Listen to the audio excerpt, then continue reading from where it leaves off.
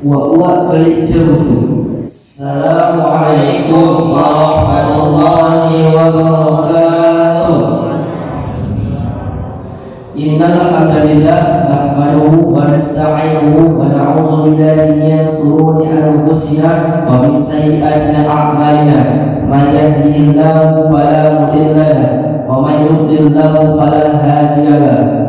Allahumma salli ala sayyidina wa maulana Muhammad wa ala alihi wa sahbihi ajma'in. Amma ba'du.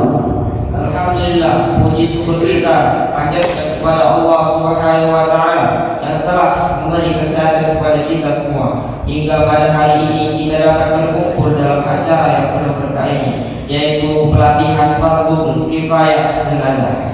Salawat dan salam semoga selalu tercurah kepada junjungan Nabi besar kita Nabi Muhammad SAW beserta keluarga dan para sahabat beliau yang senantiasa menjadi teladan bagi kita dalam setiap aspek kehidupan.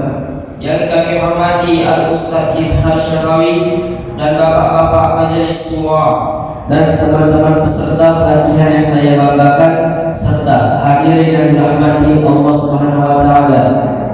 Hadirin yang kami hormati, pelatihan ini merupakan kesempatan yang sangat berharga untuk kita belajar dan memahami tata cara penyelenggaraan jenazah dengan sesuai tuntunan agama, sehingga kita dapat melaksanakan fardhu kifayah ini dengan baik, benar dan penuh khusyuk. Sebagaimana kita ketahui, fardhu kifayah adalah kewajiban yang harus dilaksanakan oleh sebagian umat Islam untuk mewakili kewajiban seluruh umat dalam urusan jenazah. Dengan adanya pelatihan ini, diharapkan kita semua dapat memperdalam ilmu dan memperkuat kepedulian kita terhadap sesama dalam menghadapi momen-momen penting kehidupan ini. Sebelum kita memulai acara di malam hari ini, marilah kita buka dengan membaca basmalah bersama-sama. Bismillahirrahmanirrahim. Semoga pelatihan ini berjalan dengan lancar, bermanfaat bagi kita semua dan mendapat ridha dari Allah Subhanahu wa taala. Baiklah, adapun susunan acara kita pada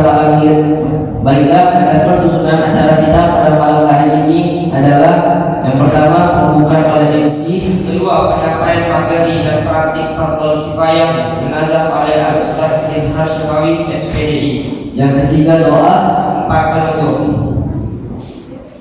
Baiklah, agar waktu kita lebih efektif, maka dari itu berlangsung saja kita memasuki acara inti kita, yaitu penyampaian materi dan praktik fardhu kifayah jenazah yang akan dibawakan oleh Al-Ustaz Izhar Syafawi SPD. Kepada Al-Ustaz Izhar Syafawi kami persilahkan.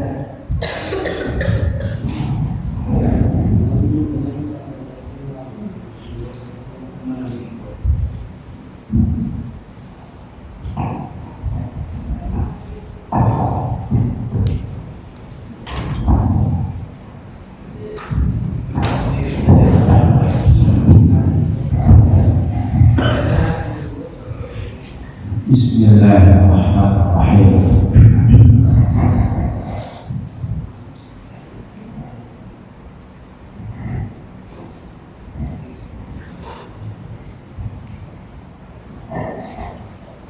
Assalamualaikum warahmatullahi wabarakatuh. Hamdan wa syukran lillah, wassalatan wassalaman ala rasulillah wa ala alihi wa sahbihi wa mawalah. Rabbi shrah li sadri wa yassir li amri wa hlul 'uqdatam min lisani yafqahu qawli. Bapak, saudara jamaah yang dimuliakan Allah dan yang berhati mulia, bersyukur kita kepada Allah dengan mengucapkan alhamdulillah dan menjalankan segala perintahnya, meninggalkan larangannya, sehingga nilai ketakwaan itu benar kita dapatkan dan dapat kita jalankan. Salawat dan salam kita sampaikan kepada junjungan alam Nabiullah Muhammad sallallahu alaihi wasallam. Mudah-mudahan dengan majelis yang kita hadiri ini, maka benarlah yang disampaikan Rasul dalam satu riwayat dijelaskan. Ketika salah seorang sahabat bertanya, "Ya Rasul, di mana kami bisa lihat surga yang ada di dunia?" Rasul jawab, "Ada 3 tempat. Siapa yang mendatanginya, namanya tercatat calon penghuni surga." Di mana ya Rasul? Yang pertama, rumah Allah, itulah masjid, itulah musola. Yang kedua, makamku nanti. Waktu itu Rasul berada di Mekah. Rasul lahir di kota Mekah, wafat di kota Madinah. Tapi Rasul sudah memprediksi. Kata Rasul, makamku, siapa yang sholat 2 rakaat di Raudhatul min Riyadil Jannah. Mudah-mudahan Bapak Ibu semua saudara bisa berangkat haji dan umroh, bisa ke Masjid Nabawi Madinatul Munawwarah. Yang ketiga, kata Rasul, majlis ilmu yang ada di dalamnya disebutkan nama Allah dan Rasulnya dan dikaji agamanya. Apakah itu kajiannya di masjid, di musola, di halaman, maupun di hutan sekalipun, kalau memang kajian Islam, calon penghuni surga. Mudah-mudahan kita menjalankan sunnah-sunnahnya, tidak hanya sekedar penampilan, tapi menjalankan sunnah-sunnahnya dengan amal perbuatan. Karena betapa banyak hari ini orang penampilannya rohani, tapi perbuatannya roh halus. Alhamdulillah. Oleh karenanya hari ini kajian yang diamanahkan ke saya seperti biasa. Ada beberapa tahun yang lalu, kalau tidak salah sebelum COVID, ada anak remaja masjid sini juga buat pelatihan fardhu kifayah. Tapi jumlahnya bisa dihitung dengan jari, sekitar 8 orang. Salah pagi, akhir usia. Memang minat yang belajar ini sangat minim sekali di mana-mana. Pernah juga dibuat di masjid dekat sebelah rumah Ustaz Zakwan juga pernah. Alhamdulillah itu luar biasa ramai. Ini kembali diminta saya, dan mudah-mudahan ini menjadi awal yang lainnya semangat Kenapa? Karena ilmu fardu kifayah, saya perbaiki konteksnya. Dalam kitab Ahkamul Janaiz Wabil Al-Bukhari dijelaskan bahwa mengurus jenazah memang hukumnya fardu kifayah.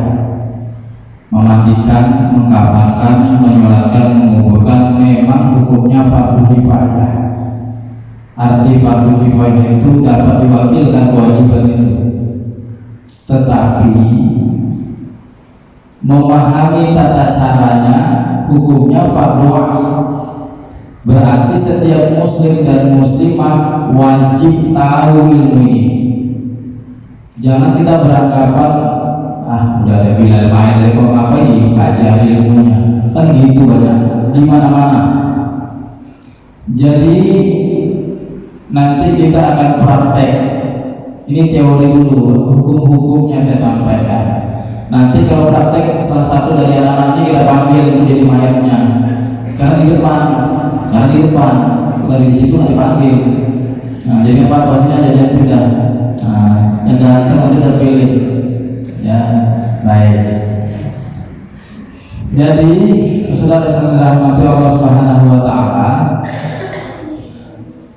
oleh karenanya ilmu tata cara pengurusan jenazah ini wajib kita ketahui mulai dari awal pengurusan. Dan sebenarnya hukum fardu kifayah jenazah itu bukan hanya dilaksanakan kewajibannya bagi seseorang yang telah meninggal dunia, tapi fardu kifayah itu hukumnya dilaksanakan sejak sakratul-nya. Ustaz pindah tahu, situ aja. Tahu kan itu? Saya ulang lagi. Jadi hukum fardu kifayah itu dimulai dari sakratul mautnya. Karenanya yang berhak mentakdirkan itu adalah keluarganya. Dalam kitab Fiqhul Janaiz dijelaskan yang berhak mengurus jenazah ada dua golongan. Saya ulang, yang berhak mengurus jenazah ada dua golongan. Yang pertama disebut dengan ahli musibah. Siapakah ahli musibah itu? Ahli musibah adalah mahram dari almarhum atau almarhumah. Mahram ada tiga, ada mahram nikah, ada mahram nasab, ada mahram nikah, ada mahram rodoah. Kan pada geser semua nggak sampai dimandikan, nggak sampai kubur, cuma caranya saja, nggak apa-apa. Ini geser. Karena kalau di sini bisa nampak wajahnya, ini segini aja.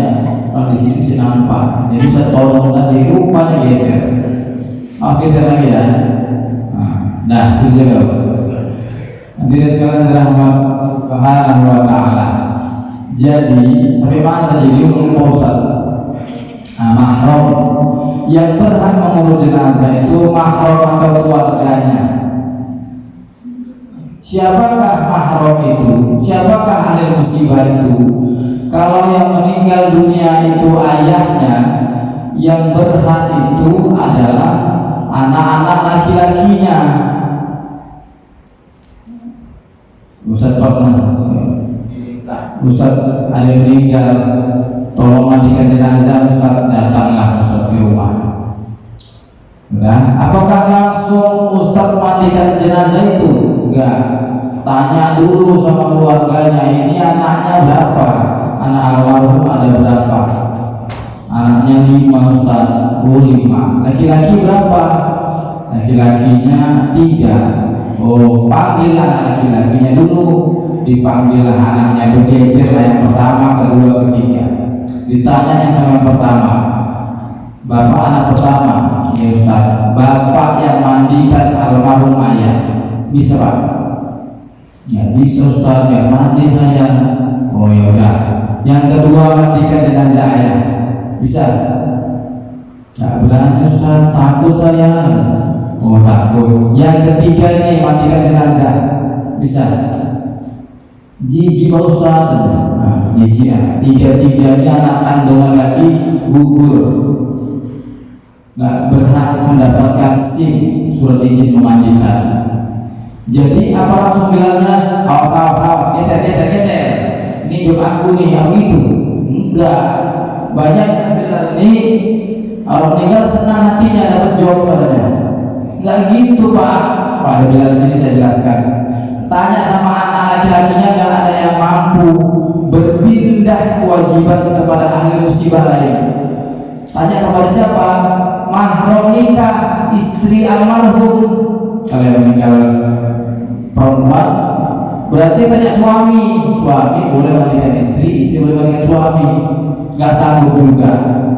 Balik ke mahram nasab lagi. Kemana? Ke samping adiknya atau abang kandungnya. Nggak sanggup juga ke atas. Apalagi ayahnya, kakeknya, uangnya, umnya. Tanya dulu. Nggak sanggup juga ke bawah. Anaknya, cucunya, menantunya, tanya semuanya. Nggak ada yang sanggup keluarganya. Kami serahkan jenazah almarhum kepada Ustaz. Ada serah terima. Begitu hukumnya. Nah, jadi sebenarnya mengurus jenazah ini namanya fardu kifayah. Fardu artinya kewajiban, kifayah artinya dapat diwakilkan. Walaupun dapat diwakilkan, jangan berharap kepada Bilal semua. Apalagi Bilal udah tua-tua sekarang ini, umur udah 70 tahun, 80 tahun. Udah syukur panjang umur. Nah, tanda-tanda sudah bertambahnya umur itulah obat dah kabur, mata udah kabur, gigi udah banyak yang gugur, makan bubur, kulit kendur-kendur, jangan kesungkur-sungkur. Untungnya tafakur dan bersyukur, jadi nggak bawa bubur. Nah, kalau begitu ya kita yang muda-muda ini belajar. Sebenarnya pengurus BKM masih buat ini nggak remaja aja. Kenapa? Karena begini ya, mengurus atau fardu kifayah itu tidak dimulai dari mulai mandi saja, tapi saat sakaratul maut. Sakaratul maut, detik-detik kematian, tugas mentalkinkan itu bukan harus panggil ustaz. Ini jam 2 malam dibangungi saya. Assalamualaikum Ustaz, Assalamualaikum. Digelar-gelar pintu awal. Ada apa Pak? Minta tolong Ustaz ke rumah lah. Ada ke rumah. Ayah kami dah sakratul maut dari semalam mati-mati Ustaz. Tolonglah baca-baca yang cepat mati. Ini anaknya gawat ini. Datanglah Ustaz ke sana. Tengok. Lain aja Quran. Quran ditumpuk-tumpuk di kepala. 5 Quran ditumpuk. Yang satu pegang HP direkam. Inilah detik-detik bapak mati. Live streaming ya. Ada yang nangis dulu, ada yang buka seng, dia cepat mati buka seng ya. Macam-macam. Jadi kalau udah sakratul maut, ada 5 dari mahramnya atau keluarganya, tugasnya 1, ingat ini saat sakratul maut, tugasnya 1, mentalkinkan ke kuping kanannya dengan kalimat la ilaha illallah, la ilaha illallah, pelan-pelan, jangan centangin kan, illallah, jangan gitu. La tada'u ilal janazah bi khair illa bi khair. Jangan nyuruh dia ngomong apa-apa kecuali yang baik-baik. Itulah la ilaha illallah. Bapak baru mati Pak, kata walusnya bapaknya but, bapaknya but katanya. Apa yang dibilang ikut. Kenapa? Karena mulut sudah keluh,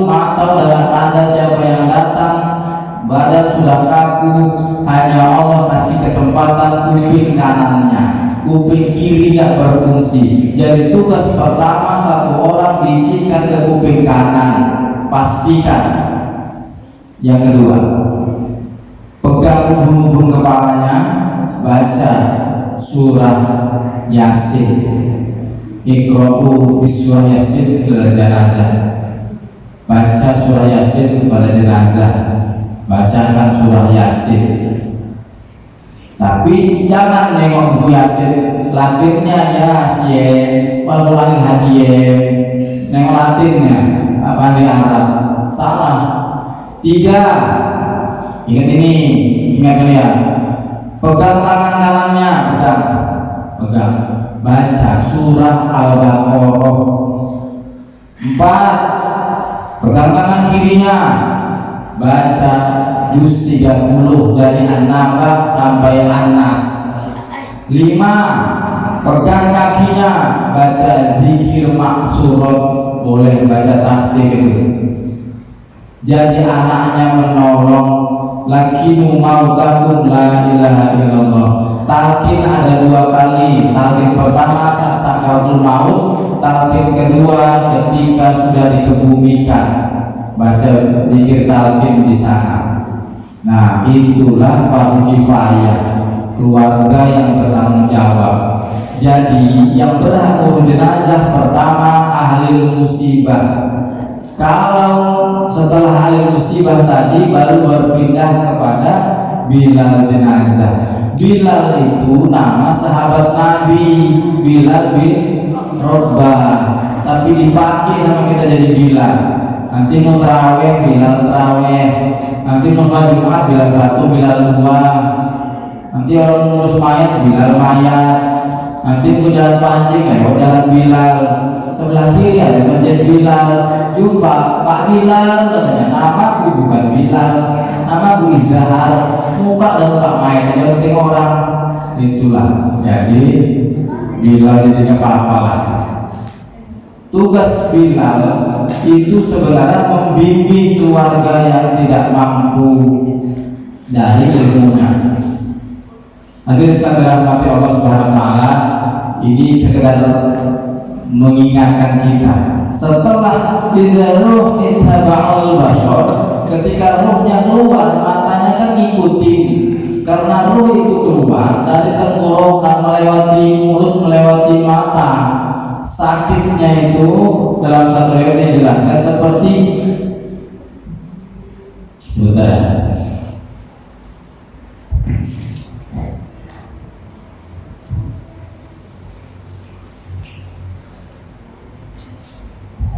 Dalam satu riwayat itu dijelaskan sakitnya dicabut nyawa itu seperti dikuliti badan kita.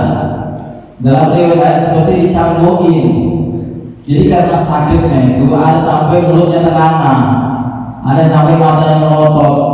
Kalau matanya sampai terbuka, ketika sudah ruhnya keluar, tutup matanya. Jangan dibiarkan melotot begitu. Bagaimana cara menutup mata begini? Saya tunjukkan prakteknya. Pakai tangan kanan, sapukan, sorongkan ke bawah. Bacanya apa? Bacanya Bismillahi wa ala millati Rasulillah. Ini berhenti, telunjuk sama jempol, lepas mata. Salawat Allahumma sholli ala sayyidina Muhammad 3 kali. Bismillahi wa ala millati Rasulillah. Allahumma sholli ala sayyidina Muhammad. Bismillahi wa ala millati Rasulillah. 3 kali. Kalau matanya nggak sampai rapat, nggak apa-apa. Asal jangan matanya main mata. Mau kuhni warnanya mati cek kupingnya bangga ya. Nah, tutup matanya, tutup juga mulutnya. Kalau lama disorong nih dagunya. Kalau nggak bisa rapat, ambil selendang ikat simpul ke atas. Ambil kapas, tutup kuping kanan, tutup kuping kiri, tutup lubang hidungnya. Kenapa pakai kapas? Sudah ada kerennya, bukan masalah keren. Ini masalahnya orang meninggal itu kalau sudah lewat 1 jam 2 jam, aroma perutnya keluar dia dari lubang-lubang yang terbuka, mengundang binatang melata. Itu fungsinya. Lalu tangan tangannya disedekapkan sebagai tangan sholat, kakinya luruskan, tangannya nggak mau Ustaz, satu lagi letakkan sini, boleh diikat, boleh. Kalau melawan Ustaz, melawan, tampar kan. Nah, kakinya luruskan, kalau bengkok luruskan. Nah, kalau misalnya nggak bisa diluruskan Ustaz, boleh dipatahin, nggak lupa, boleh. Nah, biar aja gitu, boleh pelan-pelan bisa ya. Hadapkan ke kiblat, mana kiblat sana, berarti kepala di sana, kaki di sini. Rumahnya sempit Ustaz, memang banyak alasannya memang. Kalau sempit udah buat kanannya di kiblat, sana kaki di sini. Ditempatkan dia di tempat yang tinggi, jangan di lantai itu nanti masuk angin dia. Nah, nggak ada tukang busuk lagi. Nah, kasih wangi-wangian kapur barus dikelilingi yang apa badannya. Satu lagi yang sering orang buat salah sebenarnya. Nah, supaya nggak dibuat lagi, saya jelaskan di sini. Apa itu? Kalau sudah meninggal dunia, masalah buka-buka baju itu di kamar mandi. Jangan udah meninggal ditelanjangi di situ. Ini orang sekarang Pak meninggal ditelanjangi cuma untuk air doang. Kecuali bajunya memang bernajis kotor, boleh diganti. Kenapa Ustaz nggak boleh telanjangi? Dia mau terima tamu, cobalah kita terima tamu telanjang. Siapa yang mau? Jadi kalau mau terima tamu, maksudnya orang mau takziah kan, pakaikan dia sempurna. Nih di sini juga saya bilang adab takziah. Pertama, kalau ada dengar kabar duka, innalillahi wa inna ilaihi raji'un, telah berpulang ke rahmatullah. Siapa? Nah, pulang bin pulang. Kalau kita dengar, kita jawab dengan kalimat yang sama, kalimat istirja, innalillahi wa inna ilaihi raji'un. Jangan pula kita dengar orang berita meninggal, Allah, wah itu mati pula. Nah, boleh bilang gitu. Nah, dan datang ke rumah duka, nggak mesti bajunya hitam-hitam. Bajunya penting tutup aurat. Sampai ke sana di rumah duka, ucapkan salam, assalamualaikum. Waalaikumsalam kata yang datang. Tapi betul lah, jangan assalamualaikum, jangan assalamualaikum. Lagi kum aja pula. Assalamualaikum. Lalu salam-salaman yang laki-laki sama laki-laki, perempuan sama perempuan. Setelah salam-salaman, jangan duduk dulu. Ini belum lagi duduk, udah ambil rokok, pasang pakai mancis, ngerokok aja di rumah itu. Ya, habis salam-salaman, jangan duduk dulu. Apa Ustaz adabnya? Melihat wajah jenazah itu sebenarnya. Makanya jangan sampai tak pakai jilbab, tak pakai mukena almarhumah itu. Masuklah Ustaz, mau penuh mama semua di rumah nggak bisa masuk kami. Geser, masuk, duduk, buka wajahnya. Astagfirullah, nggak pakai jilbab masih nampak juga berdosa semua. Nah, setelah kita lihat wajahnya, adabnya mendoakan. Setelah mendoakan, beri nasihat kesabaran, bukan urusan ceramah. Kita semua berhak menasihat sabar ya.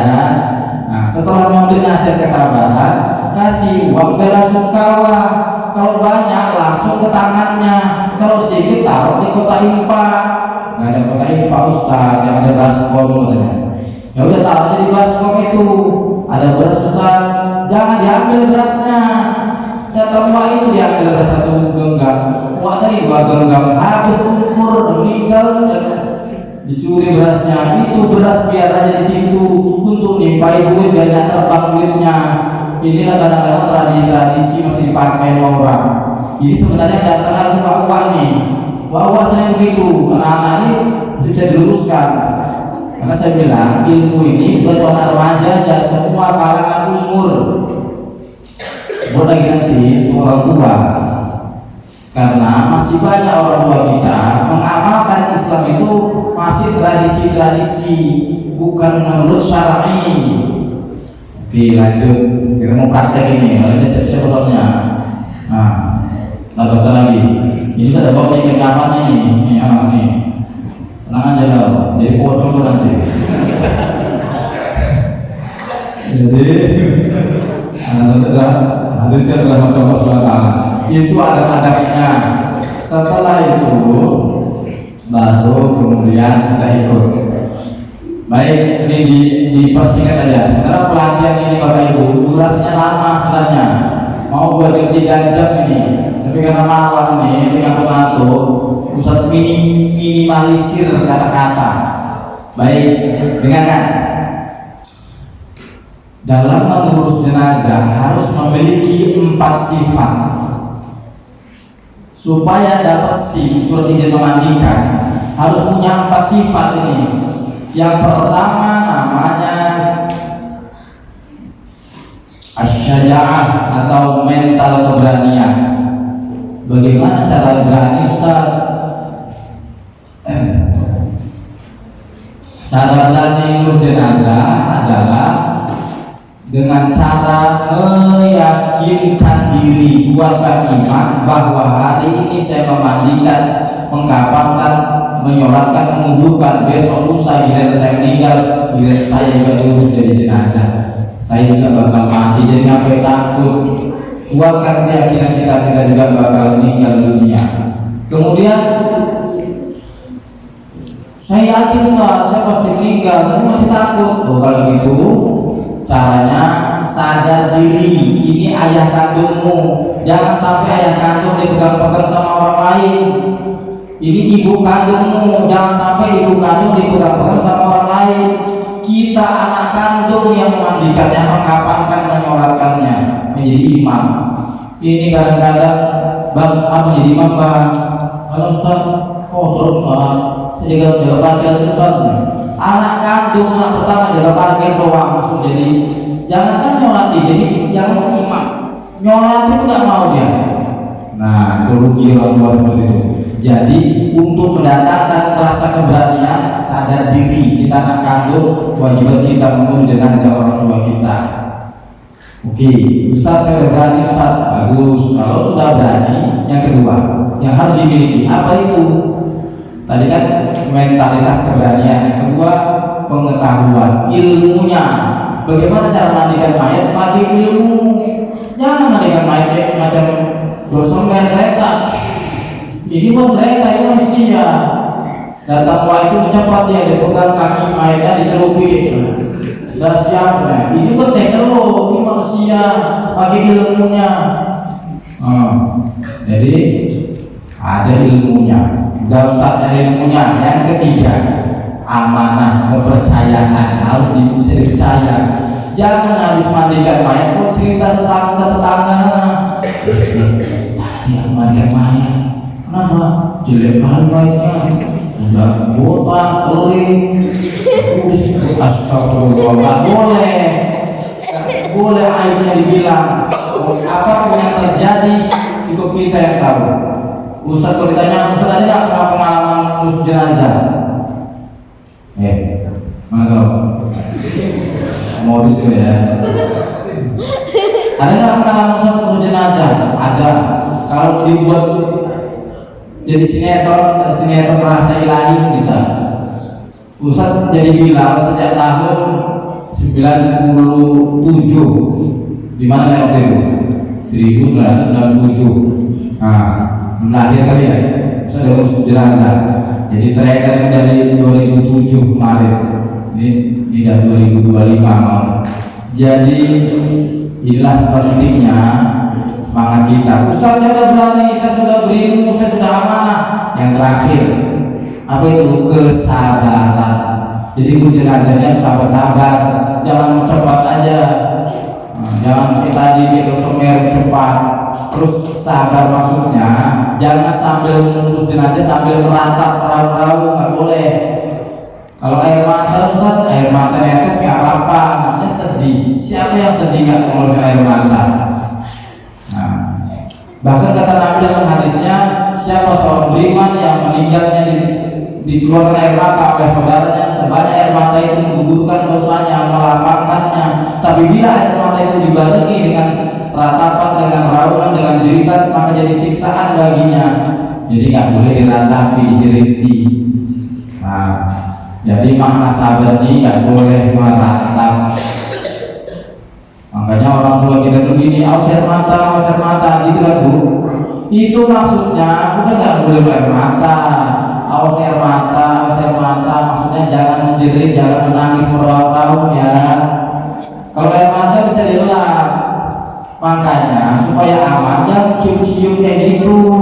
Yang boleh dicium 3 tempat Bu Bapak, yang boleh dicium kayak gitu 3 tempat, 1 kepalanya, 2 tangannya, 3 kakinya, 3 titik yang sudah tadi kita dikapani, kita kesentuh lagi, bukan cium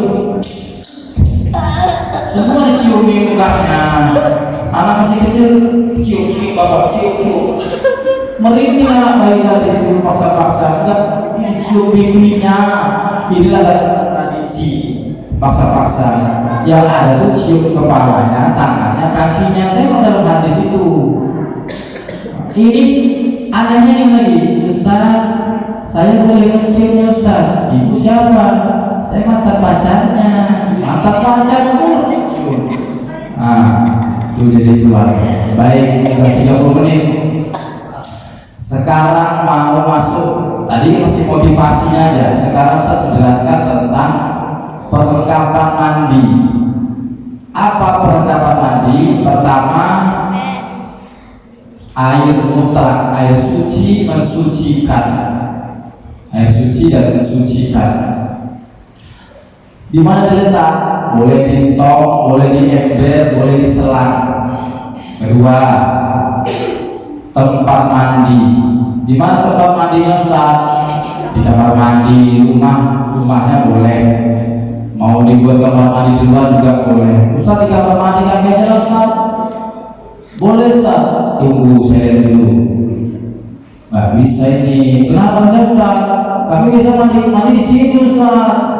Iya kan, mandi di sini kan berdiri kan. Ini udah meninggal, mandinya berdiri, dia berbalik. Kamu tidak mandi berdiri sendiri ini. Oh dia bisa yang lebar, jadi lebar. Oh yang lebar. Oh ada satu lagi Ustaz, kamar mandi kami lebar. Ditunjuk satu lagi. Oh iya lebar. Boleh Ustaz? Nggak boleh juga, belum boleh.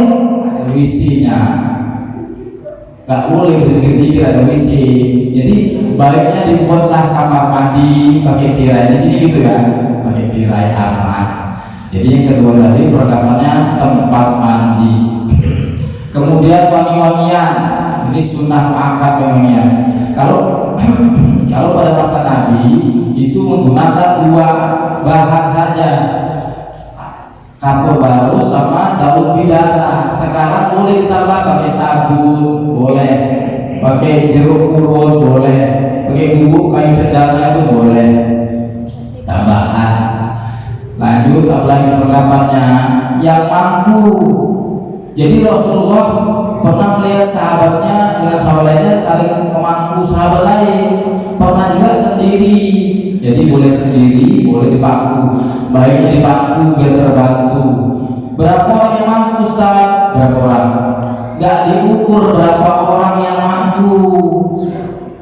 Ustaz, kami anaknya 6 orang Ustaz, boleh mampu semua. Tunggu dulu ya, tunggu. Ustaz tengok dulu sama mayatnya. Oh gak bisa 6 orang. Kenapa Ustaz? Bapak kan pendek, cuma segini bapaknya, cocok bapak. Gak bisa. Jadi seberapa cukup aja 3 orang 2 orang boleh. Jadi yang mampu itu nggak harus ganjil, nggak harus 4-5 sesuai panjangnya jenazah. Nah sudah, yang mampu duduk. Nah apalagi perlengkapannya? Perlengkapannya siapkan gayungnya, siapkan air busa, air sabunnya, siapkan handuknya, siapkan kain untuk penggantinya nanti basah seperti ini, kayak ini.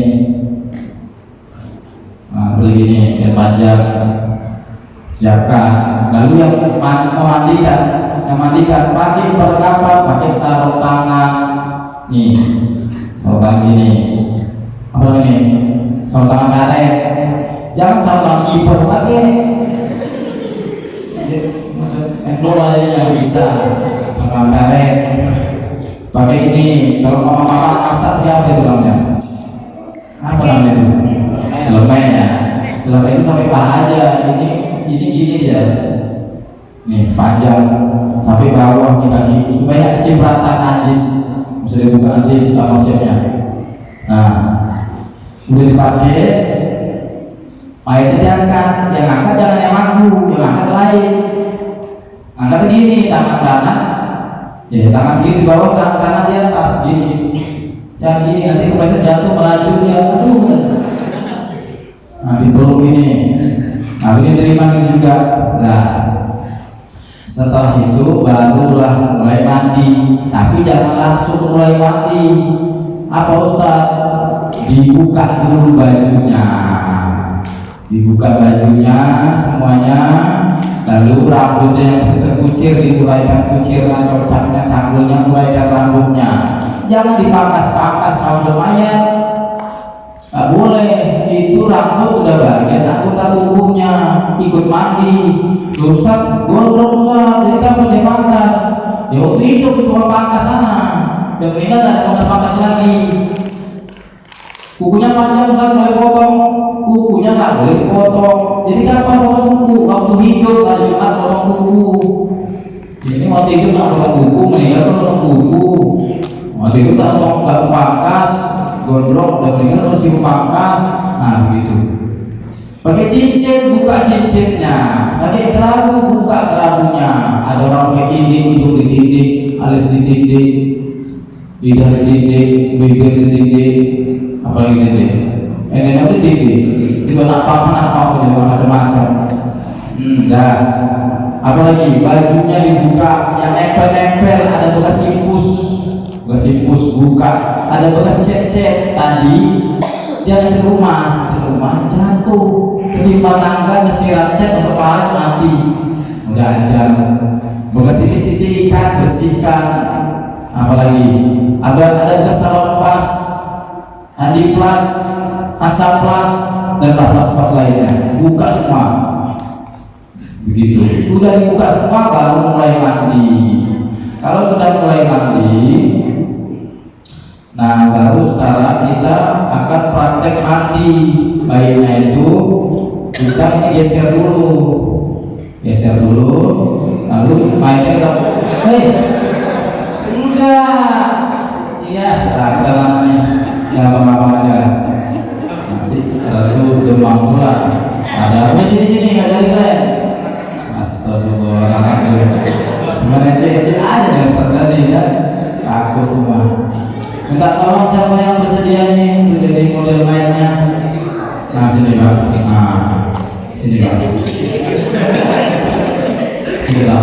Orang itu panggil lagi, belajar dari itu. Takut. Nah balik ya Pak, tidur. Panggil anak kembali. Nah ini kamu ambil gayungnya. Bang Mari, jangan saya kayak dia rasa gitu. Sini masuk. Lain ini penakut ini, sabaran aja. Kalau dia jenazah laki-laki ditutup dari pinggang sampai lutut. Kalau dia jenazah perempuan dari leher sampai sini. Kalau penakut kalau ini laki-laki kita bersih dulu. Nah, tangan gini, orang itu tangannya belum pengalaman. Nah, baik, baca niat. Nama itu usul dihadal main kalau kita lillahi ta'ala. Kalau laki-laki yang perempuan nama itu usul dihadal main tadi kalau kita lillahi ta'ala. Kalau anak yang meninggal, nama itu usul dihadal main tifli, laki perempuan tiflah. Bagi kifayah dari ta'ala. Ambil air mutlak, siramnya ambil tinggi, sedangkan dikiranya sedangkan, berarti segini. Jangan begini kiram. Itulah nanti dendam dia. Ambil air, waktu jatuh ke wajah, ditahan tangan kiri ini, tahan boleh gini. Baca doanya kan. Siraman pertama Bismillahirrahmanirrahim, lalu ke kanan Bismillahirrahmanirrahim. Lalu ke kiri, Bismillahirrahmanirrahim. Boleh 3 kali siram, boleh 5 kali, boleh 7 kali siraman. Siramannya itu boleh ganjil. Sudah, letakkan dulu gayungnya di air mutlak tadi, kan udah sirami depannya. Tugas tangan kanan meratakan dari kepala sampai pinggang. Tugas tangan kiri dari pinggang ke kaki. Mau laki-laki atau perempuan. Kalau dia perempuan, ini untuk gini, tangan kanannya di balik sarung. Kalau dari laki-laki ini begini. Geratai airnya di sela-selakan. Tangan kiri masuk di bawah sarung. Nah, kena kan? Ratakan di sela-selakan airnya biar rata. Nah, udah ratanya airnya depan ini dari sela-selakan tadi, tangan kiri udah rata. Nah, itu kan laki-laki kan tadi gini. Itu apa namanya?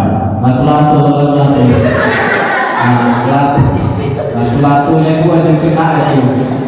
Karena ada lipat-lipatannya. Jadi saya bilang, ini rasa kali, udah mati. Ya. Udah ratanya yang muter ini sama diratakan selatan. Nah, kalau sudah,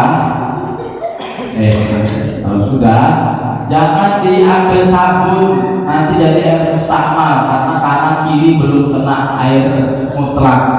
Ini sering terjadi nih, bila-bila nih. Jadi kalau sudah air mutlak disiram lalu sudah diratakan, disela-selakan, jangan campur air sabun. Kanan belum kena air mutlak, kiri belum kena air mutlak, maka jenazahnya diberikan ke kiri supaya dapat ke kanan, miring ke kiri. Ini sekarang disiram air mutlak, ini siram. Dan 3-5 kali diratakan air mutlak. Nah, posisi miring ke kiri, istinjanya kan ada 4 kali. Istinja pertama pegang punya sekali. Memang ya. Istinja pertama itu pegang buburnya. Tahu bubur? Tahu burit. Ayahnya nggak tahu ini buburnya istinjakan. Pastikan tidak ada lagi najis, kan? Di tangan rata terlihat. Setelah itu baru kirinya, tapi tidak ada ke kanan. Ini sana, siapa nih? Nah, disiram air mutlak, tangan kanan meratakan.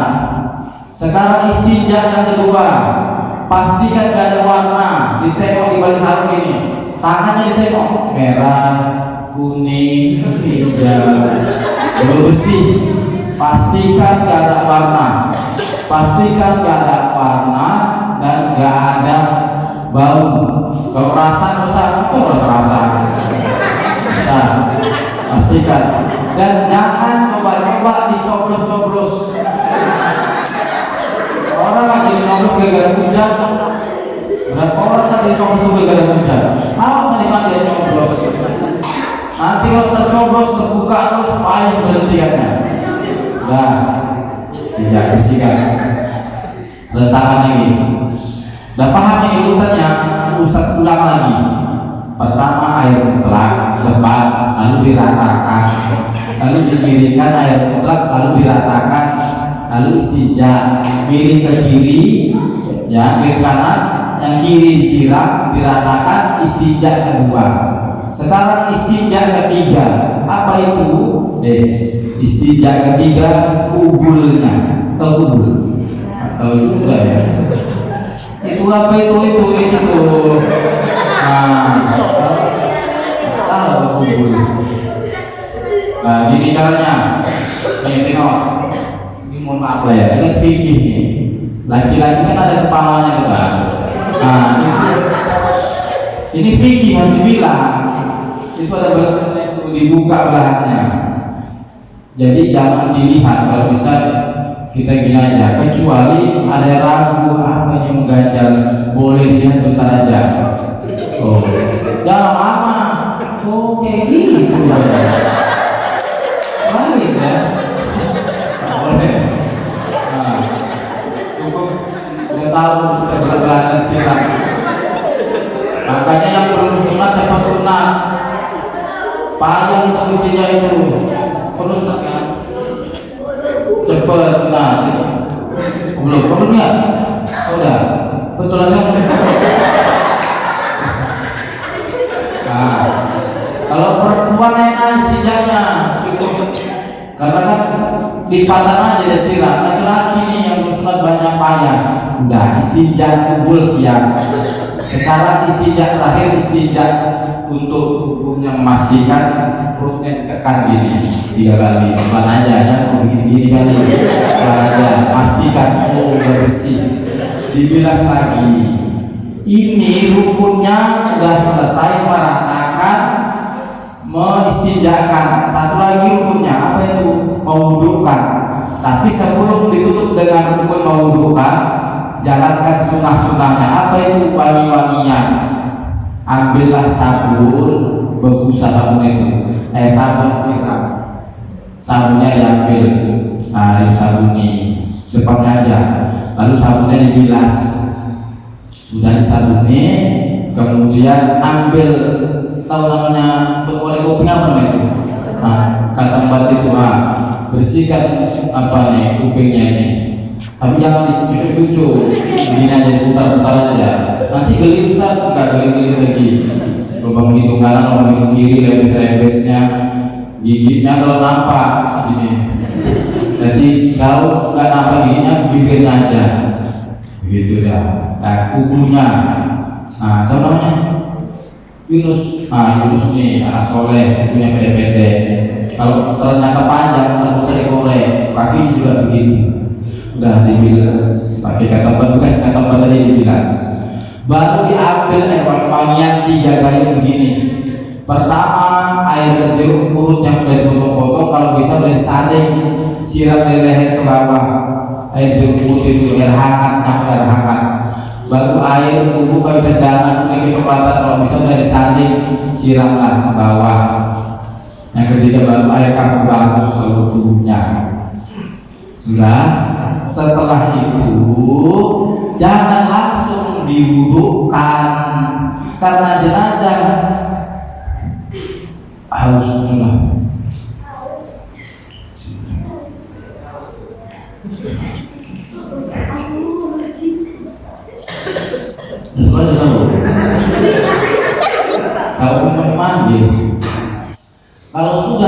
Kalau sudah selesai tadi, jangan langsung diwudukkan. Jadi karena ini seorang atau punya anak, punya cucu, panggillah anak laki-lakinya, panggil istrinya, ganti-gantian siram. Atau ini punya anak perempuannya, cucu perempuannya, siramkan 3 kali. Bismillahirrahmanirrahim, Bismillahirrahmanirrahim, Bismillahirrahmanirrahim, ganti-gantian. Pahala menyiramnya sama dengan anak laki-laki yang mampu tadi. Jangan bila sekarang buru-buru, anak-anaknya tunggu nyiram dikasih, kan rugi. Itu anaknya yang perempuan kan. Kalau seorang ibu anak lakinya siap-siap dipanggil, maju ke dalam. Udah semuanya maju, sudah siram, diwudukkan. Bagaimana cara wuduk? Begini. Ini embernya, di gayungnya, sini, bentar. Ya, bukan apa lehat, lehat lainnya.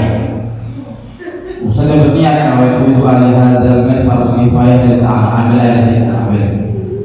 Siram ini tangan Ustaz, siram 3 kali, ratakan 3 kali. Nah, sekarang tangan. Ambil lagi habis itu ambil lagi. Sini jalan-jalan sini kemari. Nah, siram berapa kali? 3 kali. Kayak ini. Ambil lagi isi. Nah, sini 3 kali. Nah, sekarang kepalanya. Nah, di sini. Nah, jadi ambil habis. Jadi nah sini ini ada ini ya, itu saya nah ini sudah berapa kali? 3 kali hari ini sudah berapa kali? 3 kali sudah siap, sudah baik. Nah gitu supaya ngerti aja nih. Nah nanti kalau nggak dibawa umur gitu jadi malu nih ketemu soalnya. Jadi kalau menyiram itu apabila jenazahnya mulutnya terkanga, kenapa ditutup tadi? Supaya menahan airnya supaya nggak masuk. Walaupun air itu kalau masuk ke mulut jenazah itu nggak ketelan lagi, nggak ketelan, nggak begitu dia, nggak lagi. Dia tumpah itu. Tapi gitu pun sopan santun sedikit jangan pula koisi mulutnya, makanya ditahan kan. Baik, sudah diwudukan, dia apa?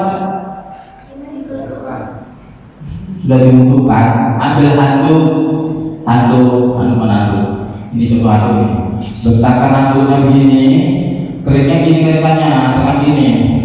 Jangan macam milatin kereta gitu dikilatin. Sopir tulisnya, ini dibentak begini,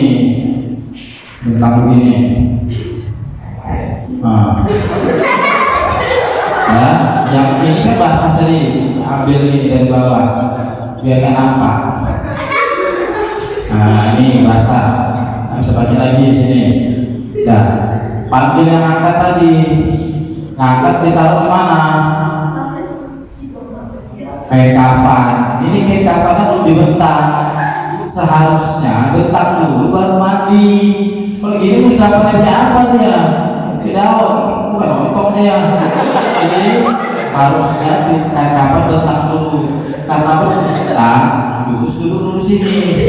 Duduk sini terus. Ini belah juga. Nah, coba sini. Nah, sekarang kita praktek menyusun kain kafan.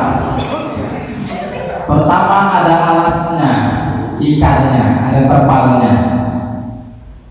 Yang kedua 2 tali. Ini tali. Berapa talinya nih? Talinya ada 5, dibuat 5. Ini 1,5 meter, berarti dadanya. Ini 1,5 meter, berarti pinggangnya. Ini berarti lututnya. Ini karena dia pakai latihan jadi begini keriput dia. Ini kepalanya. Ini ujung kakinya. Susun begini dia. Nah, lapisan pertama.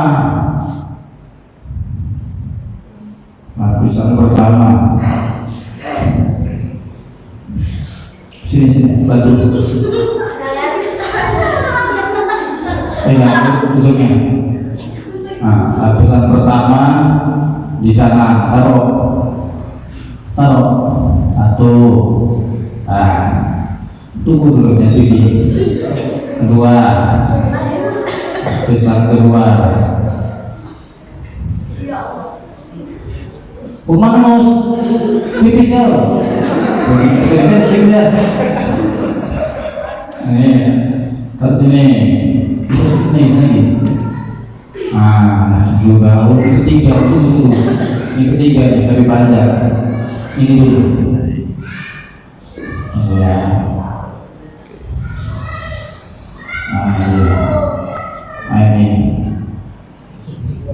Ini jadi dua. Yang juga. Yang kedua ini tadi. Itu perbaiki itu. Ya, karena ini sangat besar, isi lagi. Aku gantung bentuk badannya. Nah, hari ketiga tadi ini taruh tengah-tengah. 1 di kanan, 2 di kiri, 3 di tengah. Nah, laki-laki minimal 3 lapis. Perempuan minimal 5 lapis. Tapi supaya rapi, laki-laki dibuat 5 lapis nggak apa-apa. Kalau dibuat 5 lapis laki-laki, yang keempat sarungnya. Ini sarung untuk dari pinggang sampai lutut.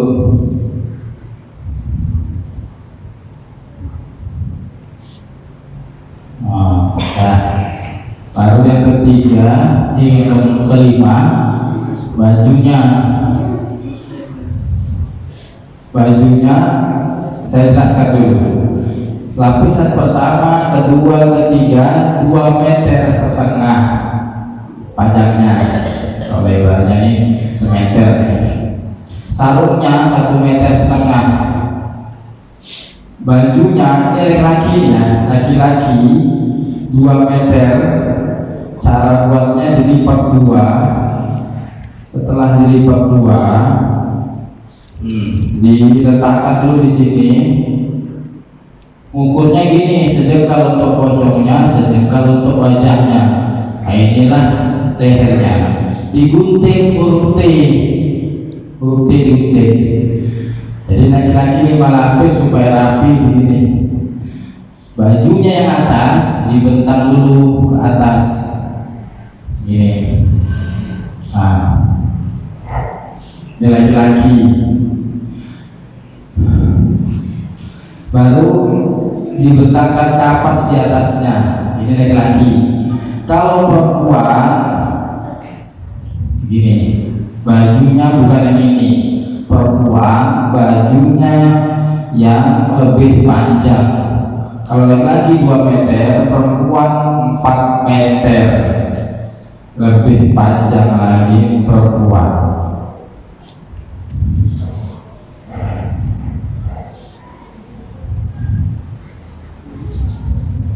Nah, sini.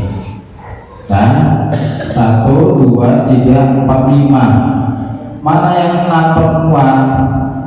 Kalau 5 udah bisa. Kalau ini ber-5, bajunya udah panjang, nggak pakai sarung lagi kalau perempuan. Kalau dibuat 5 ya, kalau ber-5, nggak pakai sarung lagi, tapi pakai jilbab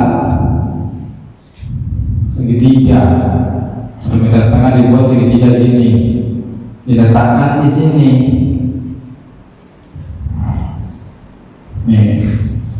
Ini letakkan gini.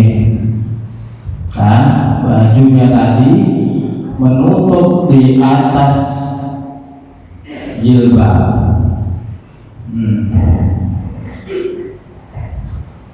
Ini cara nyusunnya.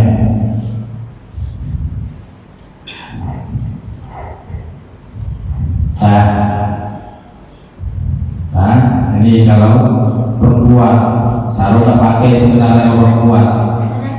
Kan kamu latihan saya letak di sini aja supaya paham. Sudah, baru di atasnya kapas.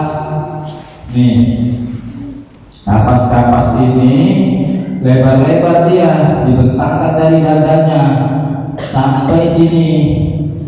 Kapas semua sampai kaki. Kapasnya dikasih wangi-wangian.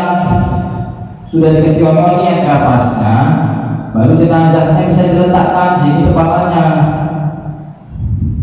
Ini.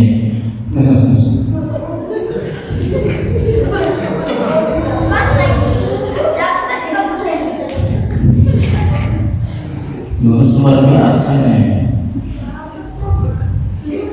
Ini Yunus, sini kepalanya Yunus. Berbalik begini. Gak apa-apa, kaki kamu sini. Kamu berani lu ngajarin banyak.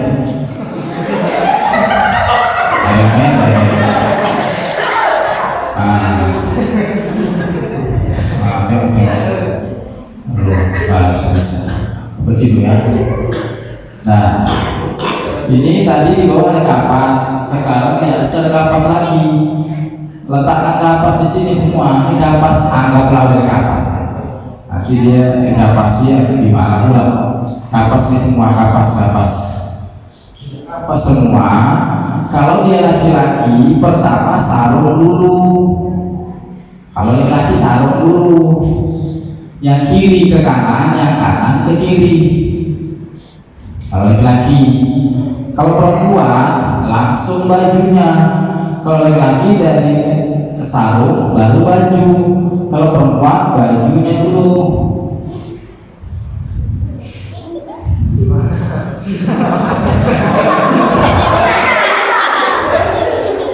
jangan tahu kan. Nanti keluar, habis baju, rambutnya disisir, dirapikan, baru dijilbab dia kalau perempuan.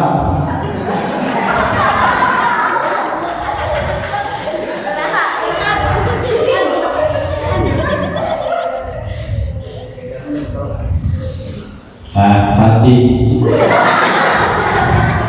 Baru setelah itu laki-laki maupun perempuan dadanya ditutup, yang kiri jumpa kain, yang kanan bawa ke tengah dada, digulung ke arah kanan gini. Mana talinya tadi? Berarti ini talinya, ini beri kepala. Ini berarti talinya diikat ke sebelah kiri, ikat di sebelah kiri, ikatnya kasih pula, jangan ikat mati, kasih simpul.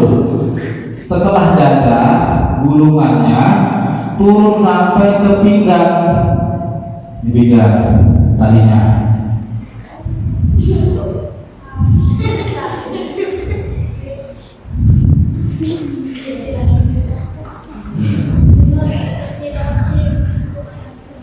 Sikulnya. Nah, lagi sampai ke lutut nih. Ambil talinya, tali lutut. Habis begini ya tahu kan.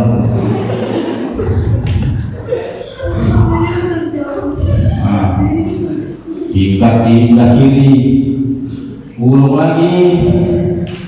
Ya, nih gulung sampai ke ujung kaki.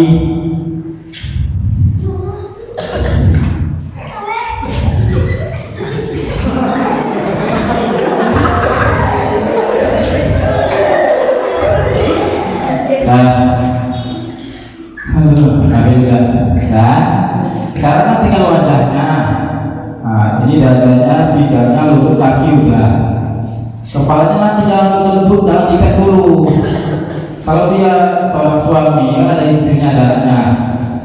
Panggil istrinya, mana istrinya? Anaknya mana anaknya? Ziarah, ya ziarah.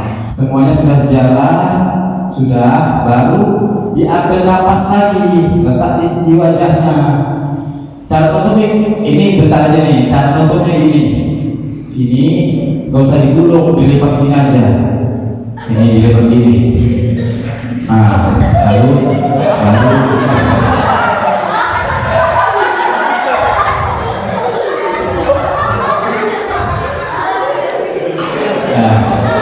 karena dia belum baru. Kalau ada jenazah senyum kayak gini berarti udah nampak surga udah. Subhanallah. Kan cantik. Nah, siap. Sudah didapatkan dia baik, disolatkan. Nyolatkannya gimana Ustaz? Sholatkannya mudah aja. Nih, kiblat. Nih, arah kepalanya mana Ustaz? Ada dua pendapat ulama. Pendapat pertama mengatakan mau laki-laki maupun perempuan tetap di kanan. Pendapat kedua mengatakan kalau laki-laki kepalanya di kiri. Ini. Kalau kepala di kiri laki, berarti dia dapat nilai berjam seperti berdiri di kanan imam. Kalau jenazah perempuan dibuat kepala di kanan, imamnya mengarah perut, seperti dia berdiri di kiri imam, dapat pahala berjamaah. Lalu pertanyaan, Ustaz, kami selama ini mulai laki mau perempuan, tapi kan Ustaz boleh. Dan pertama tadi jangan gara-gara beda pendapat berebut mayat sini putar. Gara-gara beda pendapat. Kalau sekarang gitu, sisi beri pendapatmu dan dua-dua betul. Yang gak betul itu nggak disolati. Anggaplah ini kiblat ya. Ini imam. Kalau dia jenazah laki, imam mengarah ke kepala. Kalau di jenazah perempuan imam mengarah ke perut. Niat dulu sholli ala hadzal maiti. Kalau laki-laki, kalau perempuan sholli ala hadzil maitati. Arba'at takbiratul fardhu kifayatin imaman. Kalau makmuman bila ta'ala takbir Allahu Akbar. Baca apa? Baca apa? Baca surah Al-Fatihah sampai walad dolin. Capek tidak? Takbir kedua Allahu Akbar. Baca apa? Baca selawat sampai fil alamin innaka. Nah, takbir lagi Allahu Akbar. Baca apa? Doa pertama Allahumma ighfir lahu warhamhu wa'afihi wa'afkahu. Itu sekurang-kurangnya. Boleh panjang lagi wa akrim nuzulahu wa wasi'a madhalahu dan seterusnya. Tapi kalau laki bu perempuan himna perempuan ha Allahumma ighfir laha warhamha wa'afiha wa'afkanha. Kalau bencong Ustaz? Kalau bencong itu gayanya perempuan, isinya laki-laki, tetap hu dia. Iya, dah. Ulang-ulang. Takbir pertama baca apa tadi? Takbir kedua baca apa tadi?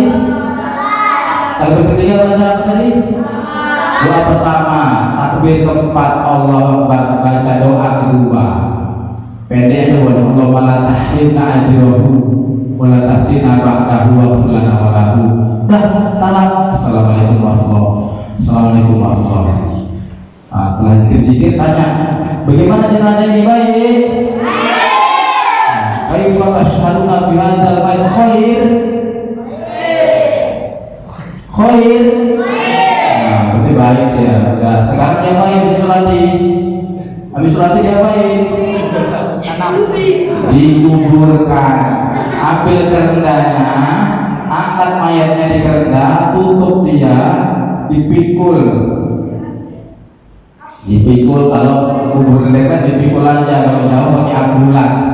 Sampai di perkuburan, sampai di perkuburan jangan pijak-pijak kuburan orang, jangan duduk-duduk di kuburan orang. Cek salam dulu sebelum masuk kubur. Assalamualaikum ahli kubur. Nah, nanti anaknya dibawa dan nunggu, suruh naik turun. Turunnya pelan-pelan naiknya, pelan-pelan. Kaki dua jangan, 1, 2. Nah, sampai. Nah, anggap ini kiblat ya, anggap ini kiblat, mirip ke kanan gini jenazahnya. Ininya dibuka badannya, ini talinya dibuka ya. Ini dibuka. Diambil tanah-tanah keras itu ganjal sini. Ini talinya dibuka. Ya biar sini aja talinya, jangan buat pulang ya. Biar sini aja. Datang waktu buat pulang mau jimat katanya. Asa aja. Nah ini buka. Langsung kali mana nih? Terus. Nah buka. Nah dibuka. Mukanya cium tanah dia. Iya gitu. Baru ambil papan. Kalau ini ambil papan dibatasi. Turunkan tanahnya. Turunkan tanahnya dan ditutup tanah, digundulkan. Kasih batas kepalanya, kasih namanya. Yunus bin siapa, kapan lahir, kapan meninggal. Kakinya dibatas. Nah, kalau bunga-bunga tuh tradisi saja yang ada itu air tawar. Nah, pada masa Rasul disiram itu karena kuburan di tanah tandus. Tanda itu kuburan baru, dikasih air wangi. Jangan dibongkar sama binatang melata. Kalau bunga-bunga itu pendapat ulama mengatakan pengganti air supaya wangi, tapi tidak jadi syarat. Dan begini udah tadi. Nah, paham lah ya? Kita buka dulu Yunus, kasih kali bisa. Coba dulu Yunus. Capek.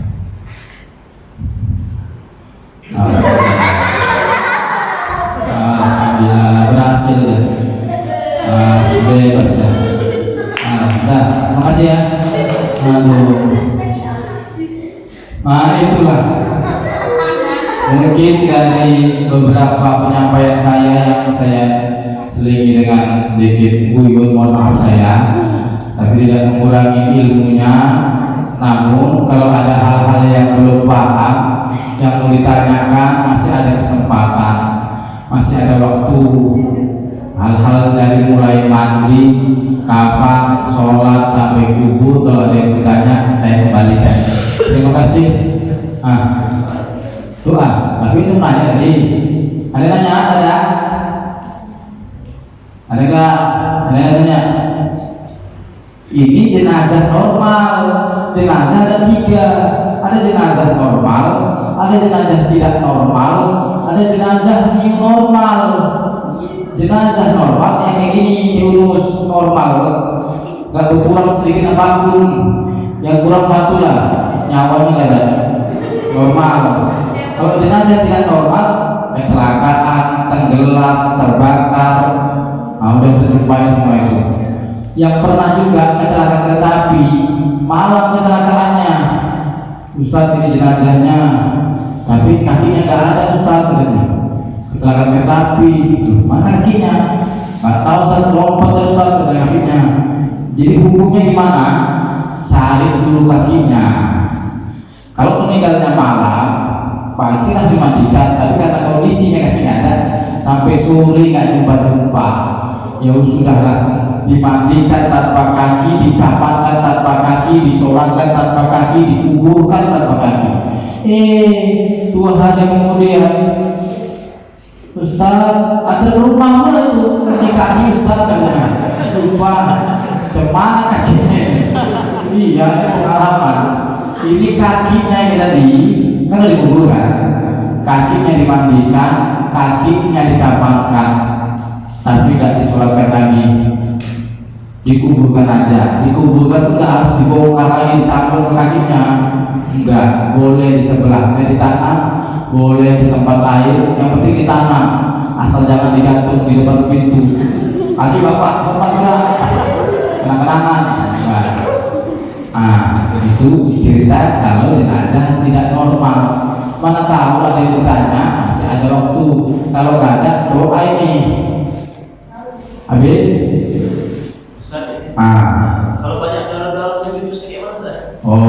Kalau banyak darah, biasanya normalnya saya jumpai kalau jenazah itu sudah 24 jam dia dari leher ke bawah itu darahnya beku, tapi yang kepala ini yang nggak berhenti, yang kepala ini dari hidung, dari kuping, dari mulut itu nggak berhenti. Jadi kalau ini mungkin yang tidaknya terjadwal, mungkin dia luka-luka luka ya. Itu juga darahnya beku.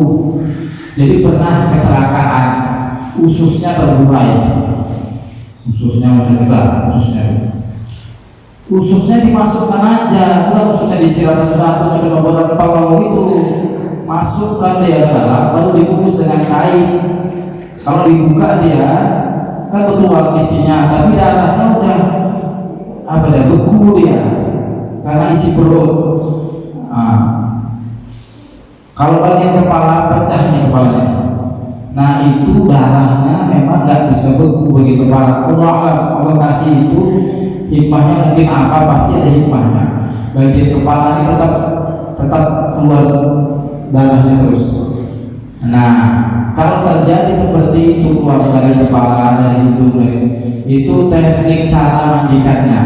Pertama, kalau dari hidung, dari kuping, dari mulut itu dimiringkan beberapa menit ke kanan, miringkan beberapa menit ke kiri, tundukkan kepalanya, turunkan dia, habiskan dia, disiram yang nampak keluar, jangan yang nggak nampak dipaksa keluar.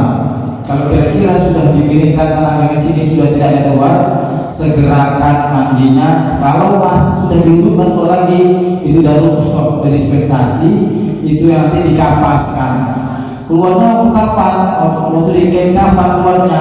Waktu dikain kafan itu yang keluar sedikit tadi itu sudah dimaafkan.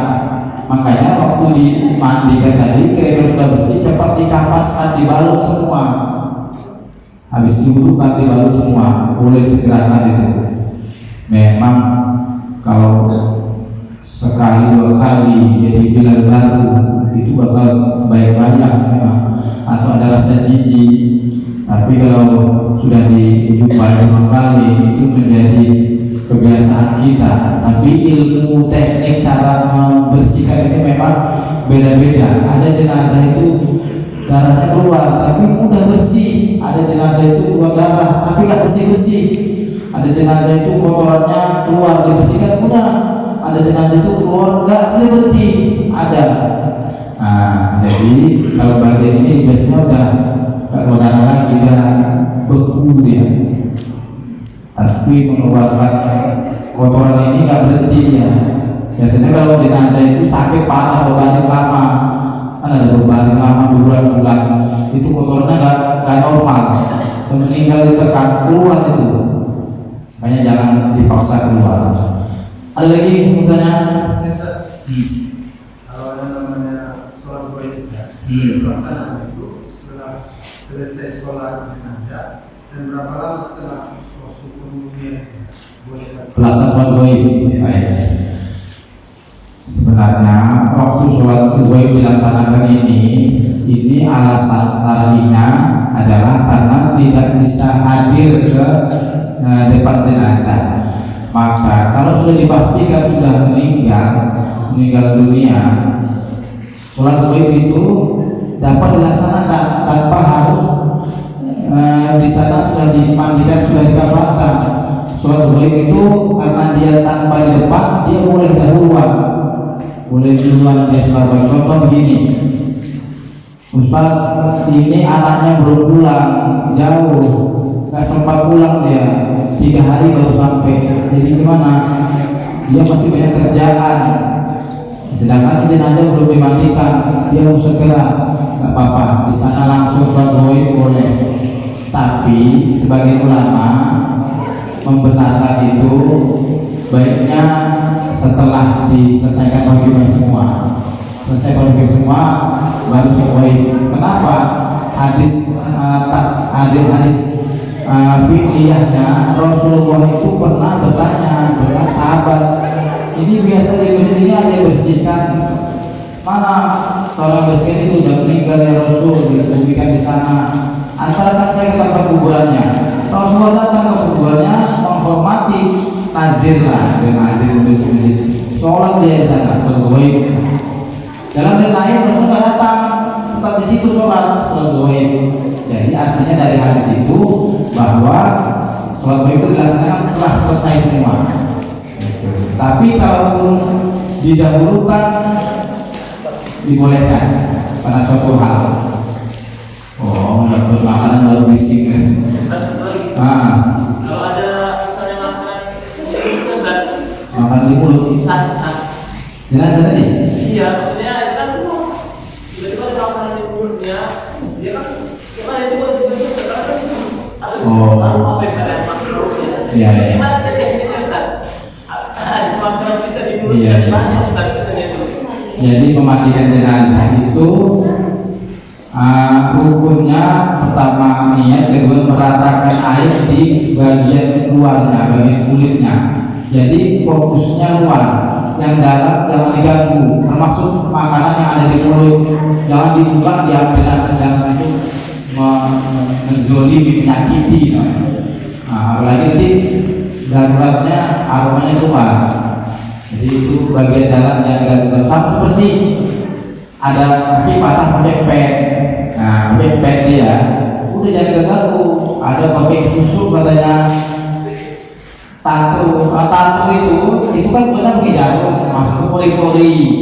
Udah hukum buat tato haram, itu saja sama Allah. Tapi tatonya itu jangan pulang ambil barang, taruh, jangan pulang membantai.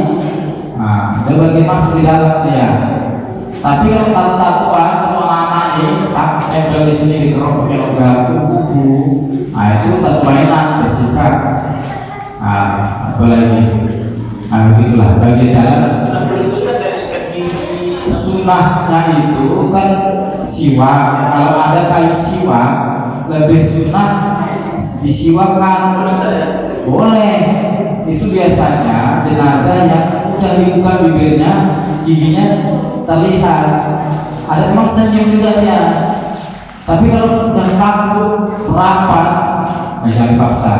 Bibirnya saja. Nggak dapat siwak, kantong batu jadi. Gitu. Ada nanya?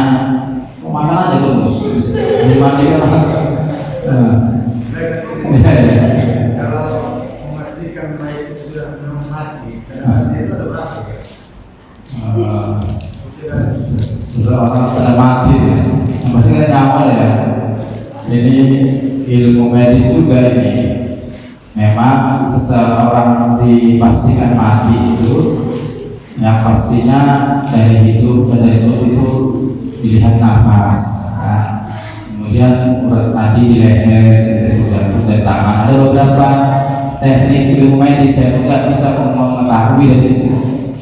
Nah, dari bekam, intinya bahwa ketika seseorang sudah meninggal dunia, dia dipastikan tak bernyawa dengan beberapa tanda-tanda yang dipastikan kewajarannya, seperti nafasnya, gerakannya, detak jantungnya.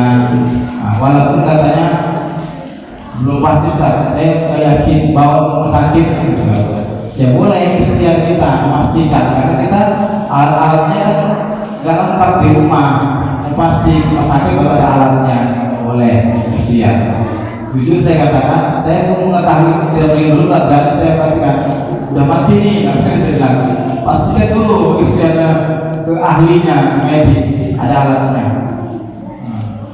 Cuma saat Taifan kita meninggal, kayaknya udah lah, dia nggak belum tentu, dia begitu, kadang begitulah, perlu dipastikan.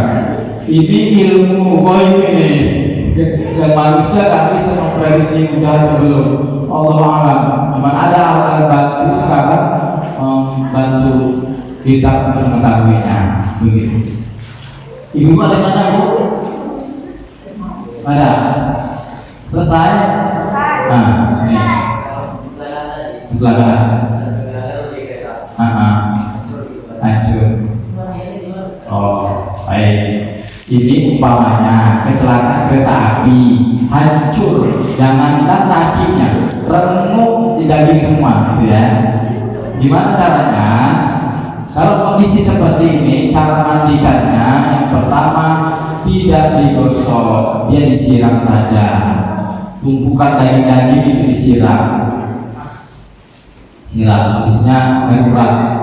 Kemudian setelah itu, ini kalau dipisah-pisahkan nggak mungkin, dia satu. Bagaimana cara mengkafankannya nanti? Dengar ya. Setelah disiram 3 atau 5 atau 7 atau 9 kali tadi, itu dianggap sudah sah.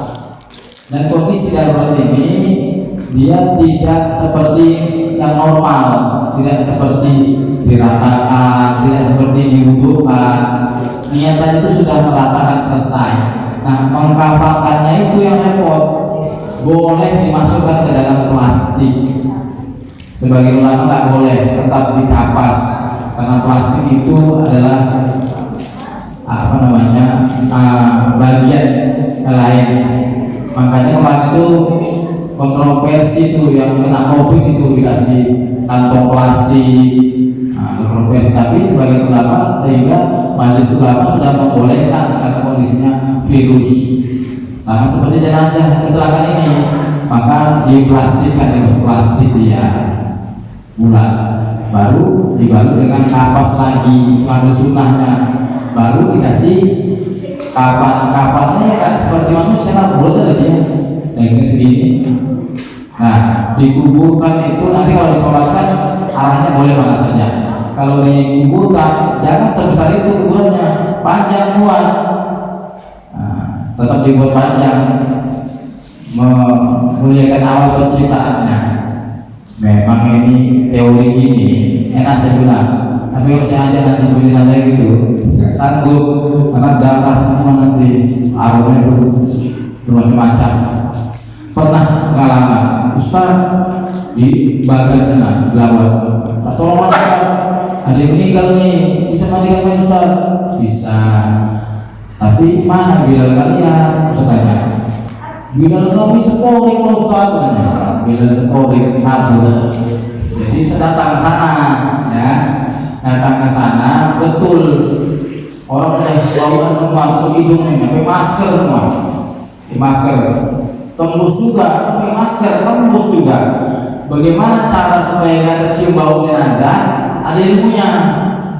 Supaya nggak tercium bau jenazah ada ilmunya. Tapi ini nggak ada hadisnya. Ini menurut ilmu medis bukan hadis. Yang pertama, ambil bubuk kopi 1 sendok, bubuk kopi, masukkan ke kain sepotong itu, kain sepotong, bungkus, taruh di masker kita. Jadi pakai masker dalamnya ada bubuk kopi dan bungkus. Ingat dibungkus, jangan langsung minum. Nanti kan semua hidungnya ketahuan. Dibungkus bubuk kopinya, jadi apa? Terus tidak tercium bau. Ada bubuk kopi. Kalau ada bubuk kopi, cara kedua. Gimana cara kedua? Baunya dihirup ke dalam-dalam. Tahan nafas. Lagi 3 kali cium baunya, udah hilang baunya, masuk semua. Nah, udah pernah coba, belum pernah coba itu. Tahan sangat. Jadi memang begitu, ilmu medisnya begitu.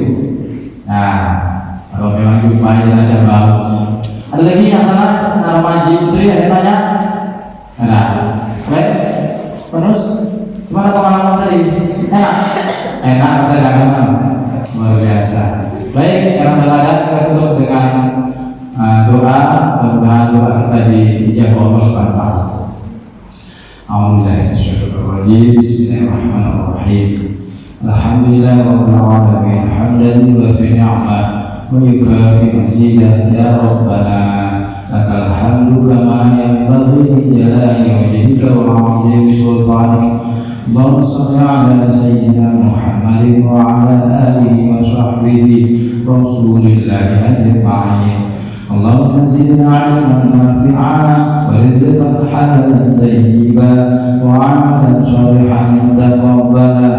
Allahumma inna nas'aluka salamatan fid din wa 'afiyatan fil jasad wa ziyadatan fil 'ilmi wa barakatan fil rizqi wa tawbatan qabla al-maut wa rahmatan 'inda al-maut wa maghfiratan ba'da al-maut. Allahumma hawwi 'alaina fi sakaratil maut wa najatan min an-nar wa 'afwa 'inda al-hisab. Allahumma khtim 'alaina bi husnil khatimah wa la tahtim 'alaina bi su'il khatimah. Allahumma ighfir lana dhunubana wal walidina warhamhum kama rabbawna shighara wa li jami'il muslimina wal muslimat wal mu'minina wal mu'minat al-ahya'i minhum wal amwat innaka antas sami'ul 'alim. Rabbana atina fid dunya hasanah wa fil akhirati hasanah wa qina adzabannar. Subhana rabbika rabbil izzati 'amma yasifun wassalamun 'alal mursalin walhamdulillahi rabbil alamin. Taqabbalallahu minkum.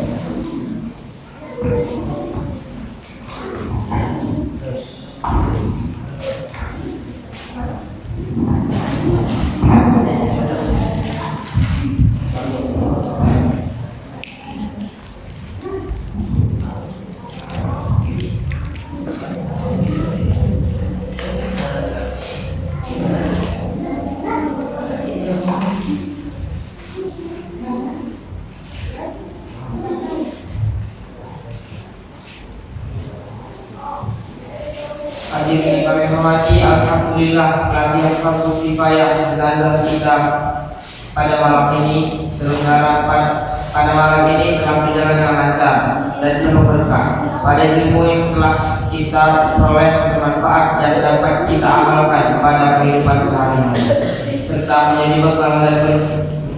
menjadi bekal berguna untuk kita semua, terutama dalam menjalankan kewajiban fardu kifayah terhadap jenazah. Kami mengucapkan terima kasih kepada semua pihak yang telah mendukung pelaksananya acara ini, baik kepada para narasumber yang telah memberikan ilmu dan pengetahuan yang berharga, maupun kepada seluruh peserta yang telah aktif Semoga Allah Subhanahu wa taala senantiasa memberikan kita taufik dan hidayahnya sehingga kita dapat terus memperbaiki diri dan beramal saleh. Akhir kata kami mohon maaf atas segala kekurangan dan kesilapan selama acara ini berlangsung. Mari kita tutup acara ini dengan membaca hamdalah bersama-sama. Alhamdulillahirabbil alamin. Wa huwa kembali bisa tutup. Wassalamualaikum warahmatullahi